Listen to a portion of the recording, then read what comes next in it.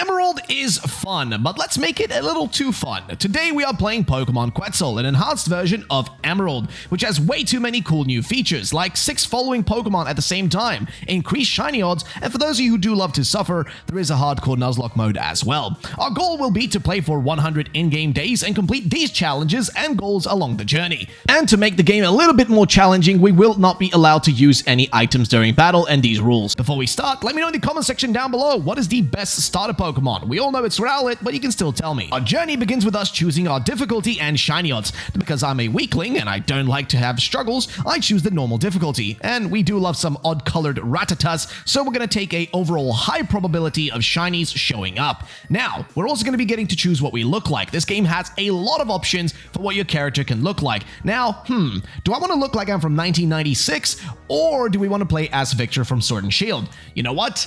Neither of them. We're going to be playing as Ash, the rejected character from the Pokemon anime, who now has been replaced with these people. Now, we do get kicked around the truck as we meet our mother. I do not know why you leave me inside of there. We say hello to May, who hates us, and then it's time to save Birch. Now, wow, look at all of these starter Pokemon. It's just a literal buffet of starters. I could go for Rowlet, as we all know is the best starter Pokemon, but since Scarlet and Violet starters have been released with the games, we should have those available in the game as well. So we're going to choose the Weed Cat. Now we easily defeat the Zigzagoon, and next Birch talks to us and sends us over to deal with May to give her a happy meal because she seems kind of angry. As we head to May, we discover that Pokemon are actually in the overworld in this game. This is something I wasn't aware of when I actually started playing, but I'm so happy to see it in the overworld. And before you know it, we already make progress on our shiny journey as we capture a shiny Wooper. We do name him Hoopsie because why not? It is fantastic.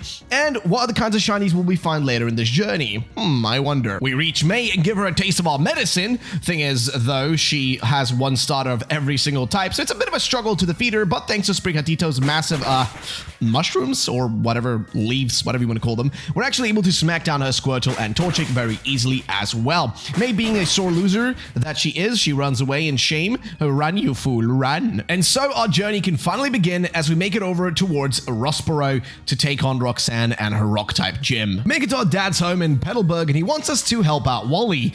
How have you not learned after 20 years how to capture a Ralts is beyond me. Either way, we take our way towards Petalburg Woods, where we on the way actually find a wild Torchic, which we do capture. Mostly because we want to have Torchic on our team, because it will have the fighting typing when it turns into a Blaziken, and that can come in super handy against some of the battles later down the line. Hey man, are you looking for mushrooms?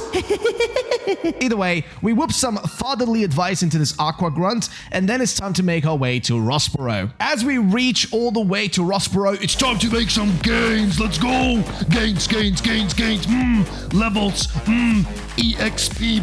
After that, we finally get to battle Roxanne. Of course, we can't over level, so the max level cap here is going to be about 15. After the battle has started, she has an Alolan Geodude up first, which is level 12. It does have Sturdy, which means it survives the first hit, but the second Magical Leaf takes it down. Next up, Aerodactyl falls to a Bite, and we finish off the Rockruff as well. In this case, we have to go for Magical Leaf only about one time, and it's a critical hit. So we got ourselves the first gym badge. Looks like that guy from Devoncorp is once again having trouble. You were so incompetent again that I have to handle your problems. All right, hand over the Devoncorp research and that weird bird as well, I guess. I shall not do that.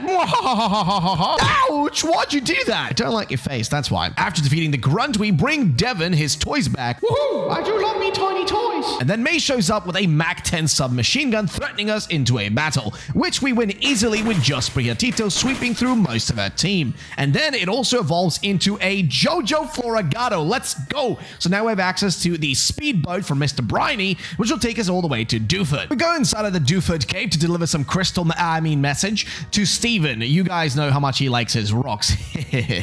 Either way, when we do some leveling as well, because we need to be stronger as we're about to battle Brawly of the Dewford Gym, who specializes in fighting type Pokemon. And since this is an enhanced version mod of Emerald, it means his team will be stronger than normal. So we make sure to level up a bit, and then suddenly we run into a shiny Zubat, but I didn't actually have any Pokeballs to capture it, so I actually failed. But yeah, it ended up in misery, and then finally our Torchic evolved into an extra large KFC McBuskin. Alright, Brawly, it's time to battle. I'm going to become the very best to prove to my father that I'm the best trainer. I don't give a shit. Oh, okay. Either way, here we go, guys. The battle starts off. Scraggy gets taken down easily with a double kick. However, the Hawlucha defeats us, so we switch in Whoopsie, and then I realize, wait a minute, we might need him for the last Pokemon. Instead, Floragato comes out with a quick attack. We're able to do one quick attack onto the Lucario, but then we end up losing it. However, the Mud Shots are really good because what they do is they lower the speed of Lucario, which means he can't outspeed us with his power-up punch, which he hit us with 2 times. So that means we get ourselves the second gym badge from Brawly. Next, we head over to Slateport as we go ahead and stop Team Aqua from causing any further harm. And hey, wait, you're the guy from the forest and cave. Why haven't you given up on stopping us already, kid? I can't take this anymore. So you're in a Team Aqua, boss? Yes. Why are you talking like that? Yes. What's going on with this guy? If I keep acting sus, he won't realize that I forgot my Pokeballs at home. As we head out of the route, we find a shiny Helioptile, which was fantastic, meaning we have 2 out of 3 of the shiny Pokemon done for our challenge. But that's not all. We also evolved Hoopsie into a Quagsire, which means we now have a goofy-faced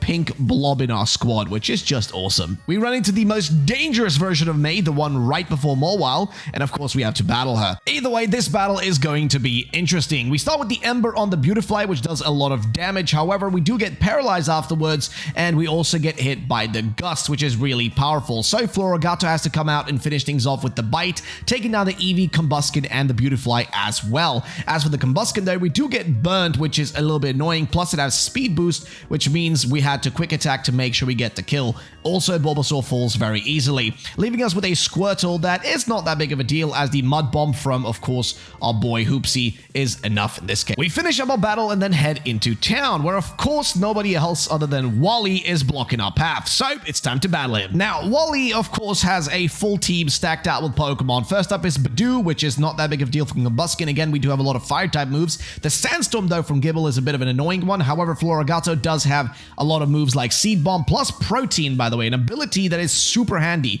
Basically, what it does is it changes the typing of our Pokemon, meaning that we have Stab every time we try to use really any move. So the typing of the move will be the typing of our Pokemon as well. After defeating Wally and his team, we then have to go and take on the next gym. This one is going to be against Wattson, the big thick man who uses electric-type Pokemon, of course. Either way, well, Wattson is going to be quite handy because he's got 4 Pokemon on his team. First up is Luxio, which goes for Charge, which is, of course, going to make any electric-type moves much stronger in this case, and its special defense higher. However, Combuskin has Flame Charge, which actually increases our speed every time we use it. So we keep spamming it to make sure we are always going to be outspeeding it, leaving us with basically a horrible situation against Rotom, because it is, of course, going to have the type advantage. However, Floragato does have the Seed Bomb, which it comes through with, and of course, because of the Stab, because of the Grass typing, and of course, because of Protein, we're able to take it down. However, there is also a Mega Manectric. Yes, Mega Evolutions are also in this game, something I kind of totally forgot to mention.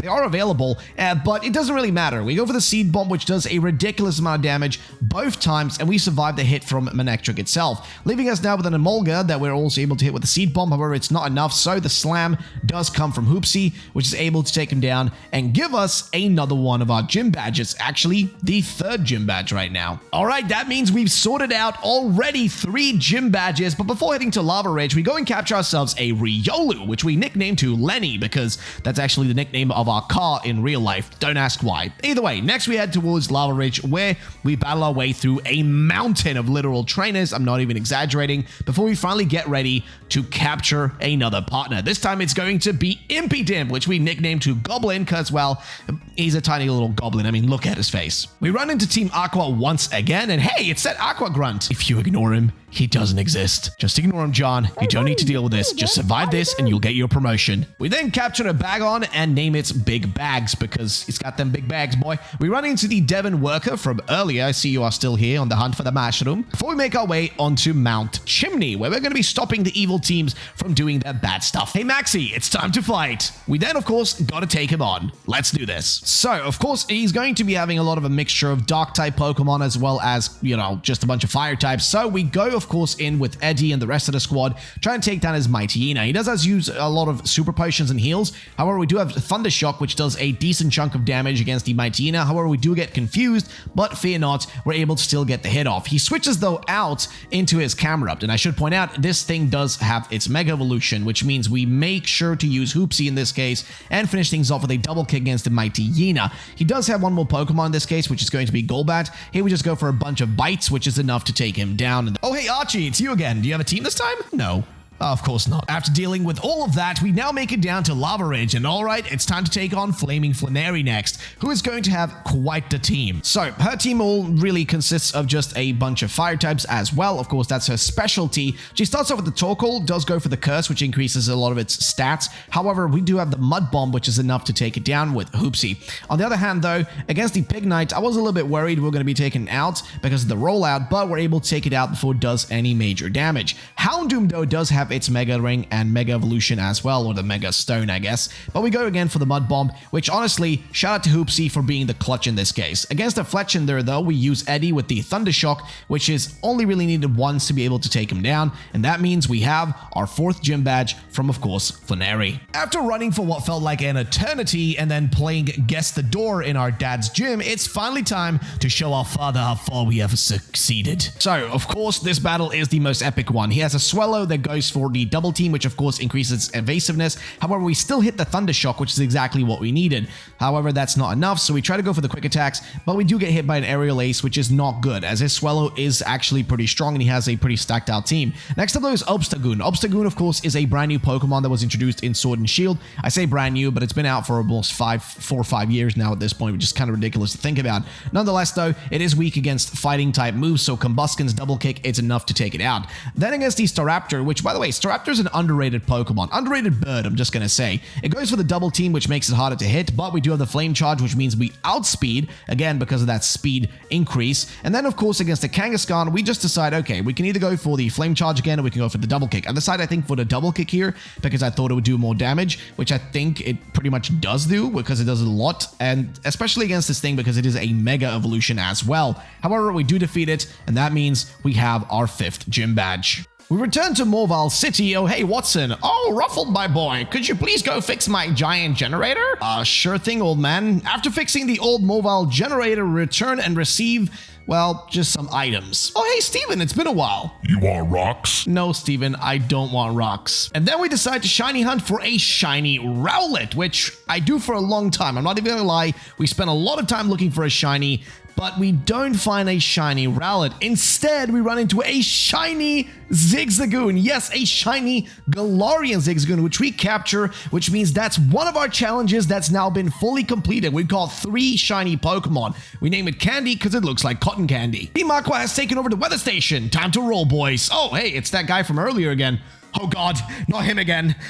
Okay, alright, now we need to finish up Shelly, and once we've defeated her, which isn't too big of a battle, we head towards our next gym and location. And oh, a free Gumi, why not? Thank you. Ah, shit. Alright, it's time to battle May again. Let's do this. So, May starts off with a Beautifly. We go for Parabolic Charge, which is a move that actually also heals us whenever we use it, which is really handy in these sort of situations. We then go for Quick Attack just to make sure we get the kill without losing any HP. Parabolic Charge is also able to do a lot of damage against the War Turtle, as this thing is, of course, a, water type, so electric type moves will be super effective, which is exactly what they are. The War Turtle stands not much of a chance. However, the Munchlax is a bit stronger, so here we have to switch into a few other Pokemon. I end up losing, actually, I think 2 Pokemon against the Munchlax, but then, of course, Combusken comes through with the double kicks, being able to do most of the work, taking down the Munchlax as well as the Eevee. But then we do have to go up against the other Combusken, the enemy Combusken, the one from the evil side, okay? We do actually go for a Bulk Up here, I think, but this thing does have speed boosts and whatnot, so I did use one Flame Charge in the beginning of this battle against Combusken, just so I would be faster than it.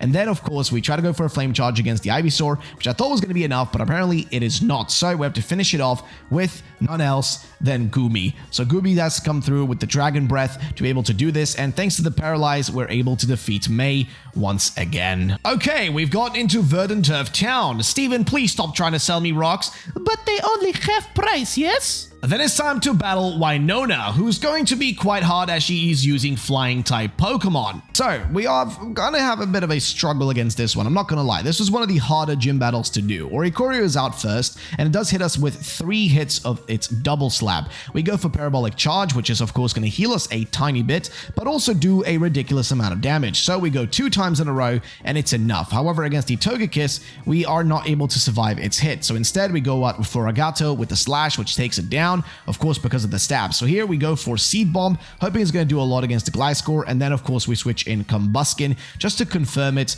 with that hit right there. Unfortunately, it doesn't do that, so we have to go for a second Flame Charge, which does, again, do a lot of damage, and it does take it down, leaving us now with an, well, I guess, outspeed against the Corviknight, as well as just generally a lot of damage against it. However, it takes out most of our team, so we have to rely on a Force Palm to take it out with the help of Lenny, because we're able to actually paralyze it, I think, with Goomy. And then finally there is a Mega Pidgeot, which is actually a really cool design, but also a very, very strong Pokemon. We go for multiple Force Palms. Luckily it is paralyzed, which is kind of a blessing here. Without it, we would have been kind of done for, but eventually we take it out, and now we've defeated another one of the gyms. And so at the end of the battle, our Floragato evolves into Meowscarada, and yes, our masked cat is here and ready to rumble. And as we're making our way to our next challenge, even Combuskin, the mech chicken nugget, evolves into a Blaziken, which means we now have the strongest chicken in all of Pokemon in our squad. We run into that Aqua Grunt again from earlier, so as we're headed to Mount Pyre, I think it's time that we take down all these grunts once and for all, and actually stop Team Magma on Mount Chimney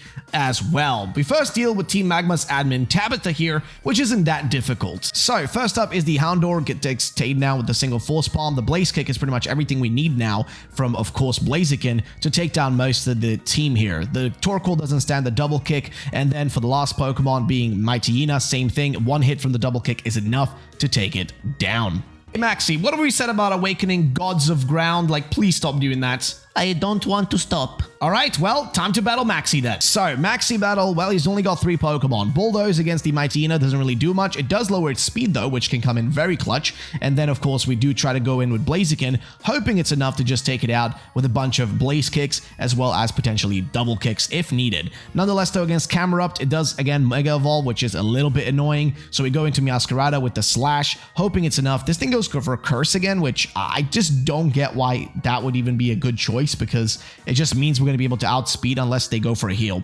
However, though, the Crobat is a little bit more annoying. We go for Parabolic Charge, which is able to do a lot of damage, but it's not enough to take it out in a single try. Instead, we have to finish it off with Goomy to give us this victory against none else than Maxi. And before we stop Team Aqua, May wants to actually battle us, because clearly to her, a battle is more important than saving the freaking world. Alright, if May can waste time, then guess what? We can waste time too. Either way, let's battle her. So, what does May actually have? Well, once again, the Beautifly is back to bother us. We go for Parabolic Charge like we've done pretty much in the last 3 battles against May, and it's able to do a lot of damage. Then we try to do the same thing against the Munchlax. We try even to go for a Bulldoze, hoping that's going to do something. Unfortunately, it doesn't. So, of course, as usual, Blaziken has to come out and do most of the work. We do have the Paralyze the Munchlax though, and then the Seed Bomb against the War Turtle, of course with Meowscarada, is going to be able to take that fella down. Slash against the Glaceon after a few hits is able to take that thing down, as well as, of course, Protein changes our typing, so we're not going to be weak against it.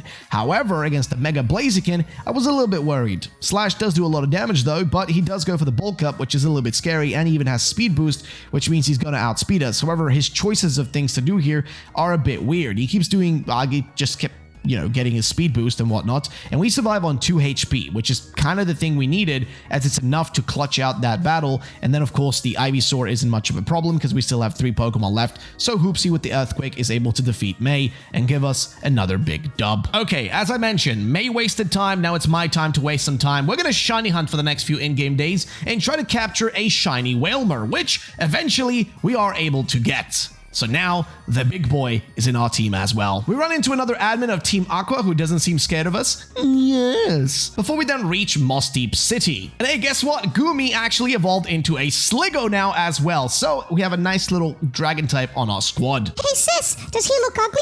Yeah, he does.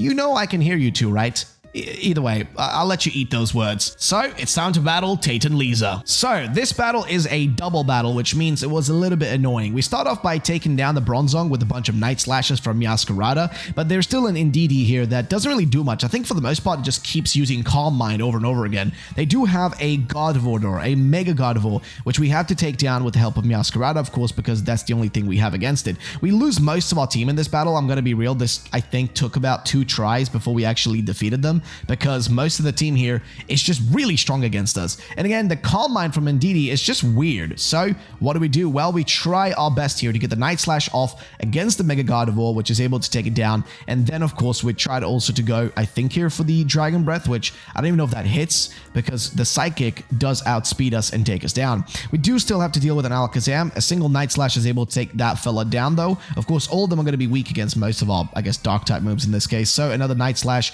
against the Indeedee is able to take it down in a singular hit, which means we defeated Tate and Lisa, some of the most annoying gym leaders in these games. Okay, we sorted that out. I wonder what Team Magma are doing. Oh, hey, Steven. Oh, my dear lord. Why are you eating the shit out of him, Maxi? What's wrong with you? All right, okay. Well, we need to deal with this guy because we can't have crackhead Steven handling this on his own. So it's time to battle Maxi. Now, this battle was a double battle that I lost like multiple freaking times, but eventually won. Okay, seriously, Maxi, Archie, I'm getting sick of this. Archie, can you please just get away from the Kyogre? Never! Okay, oh my lord. Okay, Riolu, evolve into Lucario and let's battle this man. So this fella right here, Archie, has himself a Mightyena, so we make sure to go for the bulk up so that we can also double kick through most of his team. Muck comes out next here. The Blaze Kick is able to do a lot of the work and finish him off with the Sharpedo remaining, and in this case, I think we took him down with a U-turn from none else than Meowscarada. You guys really messed up this time, didn't you? Oh boy. Looks like Groudon and Kyogre are having a friendly conversation. Oh my dear lord. We head over to find Rayquaza to stop the Jedi fight between Groudon and Kyogre, but we instead find Mirage Island, which is actually a place that is a real place in the original Pokemon Emerald that is extremely rare to find. Now, in Pokemon Emerald, this island is actually inhabited by, I think, only Wynaughts, and to access this rare place, you have to do a specific thing and you have to get really lucky. You can also find some really cool berries here. Either way, it looks like Master Rayquaza was able to stop the battle between Groudon and Kyogre, which means we can now continue our journey and finish up our final gym battle, which is going to be against Juan and his decked out team of water types. This is going to be an interesting battle. Juan starts off with a Golisopod of all things, which I did not see coming. I go for the Blaze Kick, which takes it down in a singular hit after we use one bulk up to, of course, boost our, just general attack. Jellicent gets taken down with an Energy Ball, and then against the Blastoise, we try our best, because it is a Mega Evolution, to again go for the Energy Ball and take it out, which Meowscarada does a great job with. Against the Gastrodon, same thing, just a single Energy Ball, and it has been defeated, which means our final gym badge is in our hands now. Alright, it's time to head to Victory Road where Wally, oh boy, here he is. Once again, man. This was actually a very difficult battle, but it's time to finish off Wally for the last time. So, Wally's team is fully decked out. It's a 6-man team, which means the Roserade has to be taken down with the help of a Blaze Kick. Then an Energy Ball, I think, was almost enough here to take down the Garchomp. I mean, it pretty much was. The Azumarill fires to a Parabolic Charge. Gallade comes out. In this case, this Gallade was really annoying because it was a Mega, so the Earthquake is pretty much all we could have here from Hoopsie. Then we try to Muddy Water the Talonflame, which is enough to defeat Wally in this case. As we run through the Victory Road and make it to the Elite Four, we now only really have this one challenge plus a few mini challenges to do along the way. So let's start the Elite Four with, of course, Sydney, the first Elite Four member of Hoenn. So, as we mentioned, Sydney does use Dark-type Pokemon, which, of course, is going to be great for us because we have a Blaziken with a partial fighting typing. The Crocodile does go for a Dig here, so we go for Earthquake, which, of course, is going to hit it if it's underground. Tyranitar falls to a single, I think, Energy Ball, which is just perfect for us. Just does a lot of damage. Meowscarada is able to even gain some EXP, which will come in handy. Absol falls to a single U-turn. Again, big clutch from the Protein ability. Again, that ability is so freaking strong. Mandibuzz, however, just takes a Blaze Kick to the face, and same thing goes for the Alolan Muck. Alright, the Sydney battle was relatively easy, but Phoebe is going to be way harder, so let's see how this one turns out as well. Phoebe, of course, uses Ghost-type Pokemon, which means we are a little bit of a disadvantage. We start off with the Mimikyu, of course, defeating it with help of Knockoff using Meowscarada, and then we take down the Chandelure the same way. Against the Aegislash, I decide to switch out. I decide, okay, you know what, the smartest thing to do here is actually switch out, go for the Blaze Kick, because it will do more damage, right? It is a partial Steel type if I'm not mistaken, which means it's perfect to go for the Blaze Kick. Same thing against the Gengar. The Blaze Kick does most of the work. Sableye, though, does Mega Evolve, and we do have to use multiple Blaze Kicks here, and we barely survive to be able to take it down. Dusclops falls to, well, Meowscarada, and that means we've defeated 2 of the elite. Alrighty, then it's time to battle Glacier, who of course has a just disgusting team of nasty Ice-type Pokemon. Now, I'm going to be frankly honest with you guys. This kind of was one of the easiest Elite Four battles. Now, the first one up is going to be Alolan Ninetales. A Sky Uppercut is enough to take that fella down. Then we have, of course, none else than a Frostlass. Same thing here. We're able to take it down with a Blaze Kick. And against the Mega Glalie, which I thought, oh no, this thing is going to be dangerous. It goes for Protect, but that doesn't really matter. The Blaze Kick misses the first time, and even the Hail stops at this point. So we just go for another Blaze Kick, and it takes it out straight away. Same thing goes for the Weavile. We're able to mostly pretty much sweep through this whole team. Even Cloyster falls to Blaziken, which yes, means Blaziken swept this whole team on his own, which is bloody incredible. Leaving us now with Drake. Of course, Drake specializes specifically in Dragon-type Pokemon, and I'm gonna be real, this battle took forever. His Dragonite was so broken, I did not know what to do. So we decided to give our Meowscarada a new move, because basically in the game, you are able to teach your Pokemon moves at any given time. That's one of the features in the game that's really awesome. So we're able to take it down with the Play Rough. Again, the Protein ability comes in clutch there. Dragalge, though, gets, I guess, just fire, burnt, whatever you want to call it, in this scenario, which is good for us. We go for the Earthquake, which takes out the Dragalge, but there's still a Hydreigon. So here we go for Blizzard, which does a ridiculous amount of damage, and thankfully we hit it twice, leaving us now with a Mega Salamence to deal with. We go for Blizzard again, and we hit all 4 times pretty much, leaving us only really with, well, 1 more Blizzard to use. So we go for the Earthquake against Garchomp. They take us out though, and now there's only really Meowscarada left. Meowscarada takes down that fella without too much trouble. However, there is a Dragapult that uses Dragon Dance, but luckily we outspeed and take him down. So yes, thankfully we had Play Rough as well as a few other moves on Meowscarada that came in really clutch. Now we though have to deal with the last person, which is going to be Wallace, the actual Elite Four champion, and he has a Politoed out first. We take that one down with the help of Energy Ball, and then same thing goes for the Mega Swampert. This thing goes for Muddy Water against Meowscarada, which lowers our accuracy, but it doesn't really matter because again, we're just spamming Energy Balls, which are pretty much going to hit in this case. Kingdra comes out next. We go for, I think, the Play Rough, which is just perfect, takes him out in no time. Dracovish is another Pokemon left on the squad here. We go again for the Play Roughs, but he uses multiple full restores to save this thing, which is just annoying more than anything. But do not fear, we are able to eventually take him down with the help, of course, of Lenny, our Lucario. We go for multiple, I guess, Swords Dances here just to make sure our Drain Punch, is going to do as much damage as possible against the Ludicolo as well. So, ladies and gentlemen, that means another one of our tasks has been completed before the deadline. So, we've actually become the champion of the region. However, we still have to do another task, which is to go around and catch a few legendaries. That's something we have yet to actually do. So, we go ahead and find ourselves specifically Articuno. Now, I'm gonna be honest, this Articuno I didn't actually manage to. I think we kind of messed it up, so we had to reset and try to catch it again. So we failed catching it the first time. Instead, we run over and take on Moltres instead, because I decided, hey, let's make sure we get all of them, because if you actually get all the legendaries in a row, the original ones, you can actually unlock multiple other legendaries. So there it is, one of our tasks is again completed. We find over in New Mobile, we specifically find Zapdos as well. We go in and of course capture him, because we want to make sure we have all of these guys. We pick up actually a bike here, and the reason we pick up the bike is so we can actually get over right to Raikou, who's across this river. After actually capturing Raikou, we still have a few more Pokemon we want to be able to add to the squad, which in this case is going to be Entei, which we can find at Mount Chimney, which we capture without too much trouble. And then of course we go over to Mirage Island, where we find none else than Suicune, which we also add to the squad. And ladies and gentlemen, the only task we didn't complete was catching all the Paldean starters. Turns out that's kind of impossible, but thank you for watching.